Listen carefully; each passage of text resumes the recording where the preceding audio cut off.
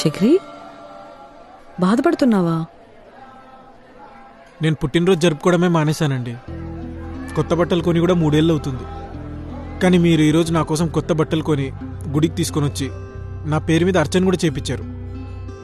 అసలు ఇదంతా నా కోసం ఎందుకు చేస్తున్నారు అని. యాక్చువల్లీ చక్రి, నేను మీకు విషయం చెప్పాలి. ఏంటండి? మీరేం అనుకోనంటేనే చెప్తాను. అయ్యో పర్లేదు, చెప్పండి. నేను ఇంటికొచ్చిన కొత్తలో అందరూ నాకు మీ గురించి చాలా బ్యాడ్గా చెప్పారు. అది ఆల్రెడీ మాకు తెలిసిందే. కానీ మీ అందరినీ కలిసిన తర్వాత అదంతా అబద్ధమని అర్థమైంది. ముఖ్యంగా నాకు నువ్వు చాలా బాగా కనెక్ట్ అయ్యావు.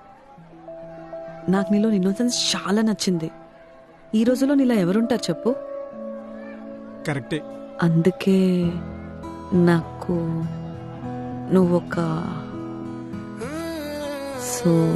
నువ్వు ఇది గుళ్ళో మాట్లాడే మ్యాటర్ కాదులే. నేను కార్ దగ్గర వెయిట్ చేస్తుంటా, రా.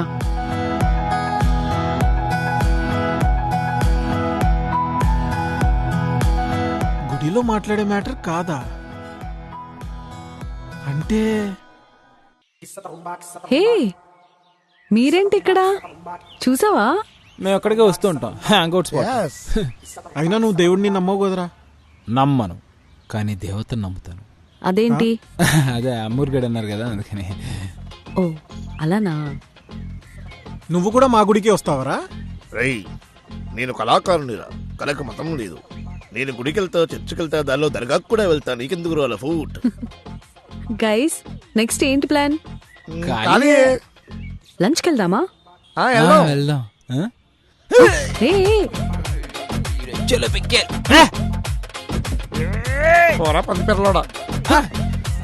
ఏ ఏమైంది?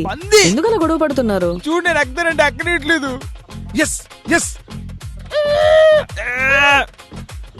షిట్.